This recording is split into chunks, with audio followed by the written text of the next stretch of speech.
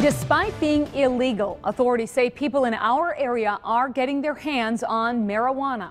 In fact, if you look at Brown County's drug task force, it says that it is now the most widely available drug and its use is on the rise.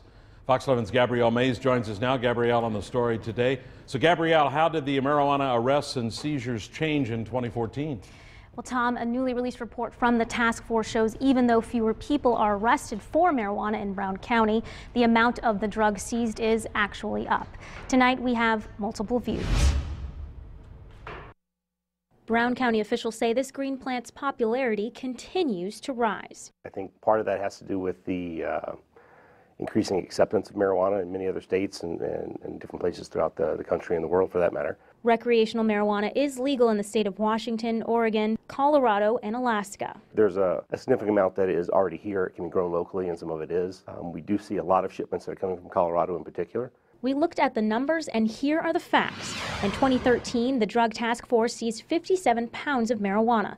Last year, officers collected 107 pounds of the drug. The war on drugs, the way it's been going on for the last 45 years, is very ineffective and causes more harm in society than good. Ted Nelson is a member of LEAP, or Law Enforcement Against Prohibition. It's made up of former law enforcement officers who think drugs, including marijuana, should be regulated and legal. When you legalize it, it puts it in more of a legitimate or business type atmosphere like in Colorado.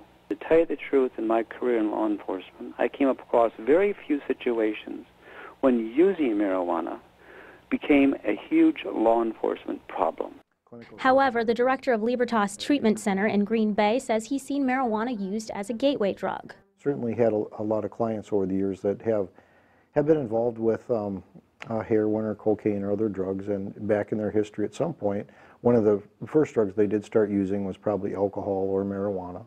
Richie says he's seen younger people seeking treatment for marijuana. From 17 down to 12 is probably still the #1 substance that young people are getting in trouble with.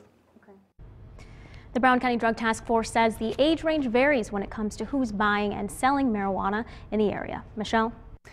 All right, Gabrielle, thanks. Marijuana wasn't the only drug seized in Brown County last year. Here are the facts from the report. Prescription drugs were #2. They were the second most commonly abused drug in the area. In 2014, more than 100 people were arrested for having the drugs without a prescription. The Drug Task Force says those drugs include amphetamines and narcotics.